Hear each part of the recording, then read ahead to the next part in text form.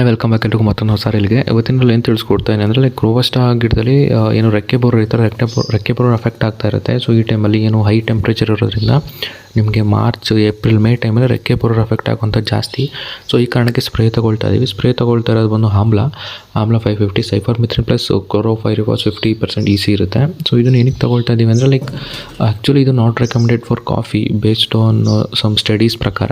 Like ಇದರಿಂದ European ಕಂಟ್ರೀಸಲ್ಲಿ ನಮ್ಮ ಕಾಫಿ ರಿಜೆಕ್ಟ್ ಆಗ್ತಾ ಇರುತ್ತೆ. ಓಕೆ, ಬಟ್ ಅದನ್ನು ತಿಳಿಸ್ಕೊಡ್ತೀನಿ ಹೇಗೆ ಯಾವ ಥರ ಮಾಡ್ಕೋಬೇಕು ಏನು ಅಂತ.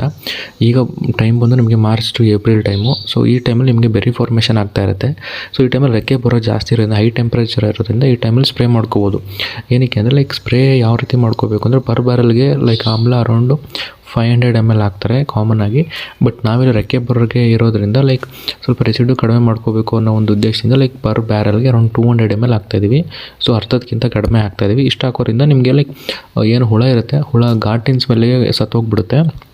ಬಟ್ ನಿಮಗೆ ತುಂಬ ಲೈಕ್ ಕೆಮಿಕಲ್ ಕೂಡ ಆಗೋದಿಲ್ಲ ಗಿಡಕ್ಕೆ. ಲೈಕ್ ಸ್ವಲ್ಪ ನೀರು ಆದಂಗೆ ಆಗುತ್ತೆ ಔಷಧಿ ಜೊತೆಗೆ ನಿಮಗೆ ನಿಮಗೆ ಹಾರ್ವೆಸ್ಟಿಂಗ್ ಟೈಮ್ಗೆ ಇನ್ನೂ ಒಂದು 7 to 8 months ಬಾಕಿ ಇರೋದ್ರಿಂದ ನಿಮಗೆ ರೆಸಿಡ್ಯೂ ಉಳ್ಕೊಳ್ಳಲ್ಲ ಕಾಫಿನಲ್ಲಿ. ಏನಕ್ಕೆ ಅಂದರೆ ಲೈಕ್ ಯಾವುದೇ ಕೆಮಿಕಲ್ ಅದನ್ನು ಸ್ಪ್ರೇ ಮಾಡಿದ್ರು ಕೂಡ ಲೈಕ್ ಅದರ ರೆಸಿಡ್ಯೂ ಬಂದು ಕಾಫಿ ಲೀವ್ಸ್ ಅಥವಾ ಕಾಫಿ ಬೆರೀಸ್ ಮೇಲೆ ಸೊ ಅರೌಂಡ್ ಒಂದು 30 days ಗಂಟೆ ಇರುತ್ತೆ ಮ್ಯಾಕ್ಸಿಮಮ್ ಕಂಡೀಷನ್ಸಲ್ಲಿ. ಲೈಕ್ ಅಂದರೆ ಮ್ಯಾಕ್ಸಿಮಮ್ ಕಂಡೀಷನ್ಸ್ ಅಂದರೆ ಲೈಕ್ ವಿತೌಟ್ ರೈನ್, ಬರೀ ಕ್ಲೌಡಿ ಕಂಡೀಷನ್ ಇದ್ದು ರೈನ್ ಇಲ್ಲದೆ ಇರೋದ್ರಿಂದ ನಿಮಗೆ 30 ದಿವಸ ಇರುತ್ತೆ. ಸೊ ನಿಮಗೆ ಹಾರ್ಶ್ ಸನ್ಲೈಟ್ ಅಥವಾ ಹಾರ್ಶ್ ರೈನು ಅಥವಾ ನಿಮಗೆ ಈ ಥರ ಇದ್ದ ಸೊ ರೆಸಿಡ್ಯೂ ಬೇಗ ಬ್ರೇಕ್ ಡೌನ್ ಆಗ್ತಾ ಬರುತ್ತೆ.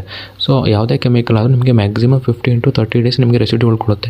ಸೊ ಯುರೋಪಿಯನ್ ಕಾಫೀಸಲ್ಲಿ ನಮ್ಮ ಕಾಫಿ ಏನು ರಿಜೆಕ್ಟ್ ಆಗ್ತಾ ಇರೋದು ಅಂದರೆ ಲೈಕ್ ನಾವು ಏನು ಮಾಡ್ತೀವಿ ಅಕ್ಟೋಬರ್ ಮೇ ಟೈಮಲ್ಲಿ ಇನ್ನೊಂದು ಸ್ಪ್ರೇ ತೊಗೊಳ್ತೀವಲ್ಲ ಕ್ಲೋರೋಪೈರಿಫಾಸ್ ಅಥವಾ ಆಮ್ಲನ. ಸೊ ಇನ್ನೊಂದು ರೆಕ್ಕೆ ಬರೋರಿಗೆ ಅಥವಾ ಇನ್ನೊಂದು ಸ್ಟೆಮ್ ಬರೋಕ್ಕೆ ತೊಗೊಳ್ಳೋದ್ರಿಂದ ಸೊ ಹಾರ್ವೆಸ್ಟಿಂಗ್ ಟೈಮಲ್ಲಿ ತೊಗೊಳ್ಳೋದ್ರಿಂದ ಸೊ ಸ್ಪ್ರೇ ಮಾಡ್ತೀವಿ. ಸ್ಪ್ರೇ ಮಾಡೋದು ವಿತಿನ್ 15 to 20 days ಒಳಗಡೆ ಹಾರ್ವೆಸ್ಟಿಂಗ್ ಮಾಡೋದ್ರಿಂದ ಸೊ ಅದರಲ್ಲಿ ರೆಸಿಡ್ಯೂ ಉಳ್ಕೊಳ್ಳುತ್ತೆ. ಹಾಗಾಗಿ ಲಾಸ್ಟ್ ಟೈಮಲ್ಲಿ ಲೈಕ್ ಸ್ಪ್ರೇನ ಅವಾಯ್ಡ್ ಮಾಡಿದ್ರೆ ಒಳ್ಳೆಯದು ಎಲೆ ಕಾಫಿ ಬೆರೀಸ್ ಮೇಲೆ. ಸೊ ಇದಾಗಿತ್ತು ಇವತ್ತಿನ ಇಲ್ಲು. Thank you.